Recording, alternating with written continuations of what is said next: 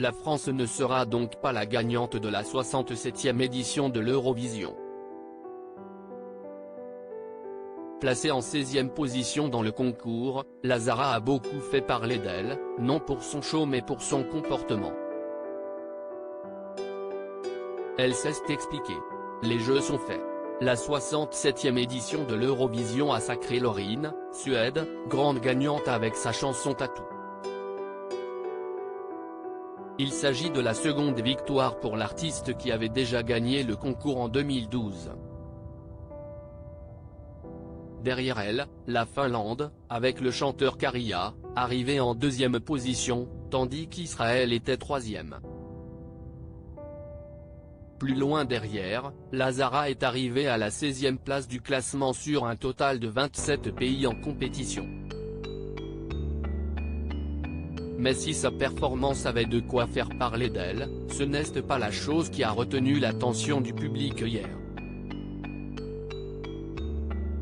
Car à l'annonce de son score, la chanteuse a fait ce qui semble être un doigt d'honneur à la caméra face à elle.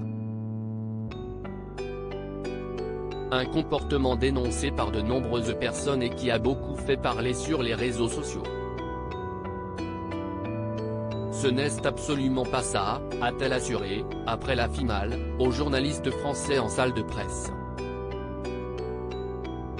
Pour expliquer son geste, elle a évoqué sa double culture et a précisé qu'il s'agissait simplement d'un geste générationnel, ce n'est pas un geste négatif, au contraire, c'est juste un geste de déception utilisé entre amis. Un autre geste déplacé ? De plus, la chanteuse a été filmée en train de se lever au moment de l'annonce du pays gagnant. On la voit ainsi partir derrière les deux finalistes sans même attendre le résultat de la compétition.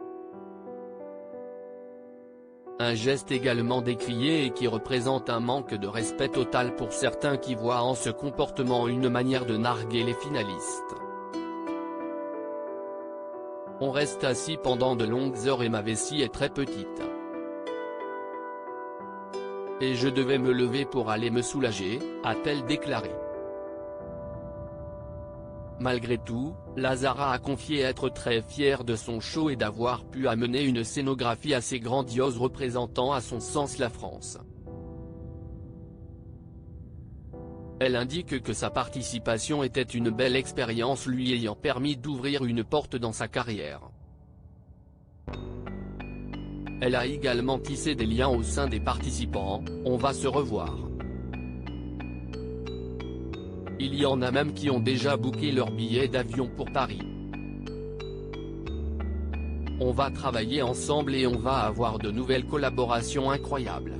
Samedi soir, France 2 était en tête des audiences avec 3,48 millions de téléspectateurs jusqu'à 1h10, soit une part d'audience de 25,6% sur les 4 ans et plus, 4+.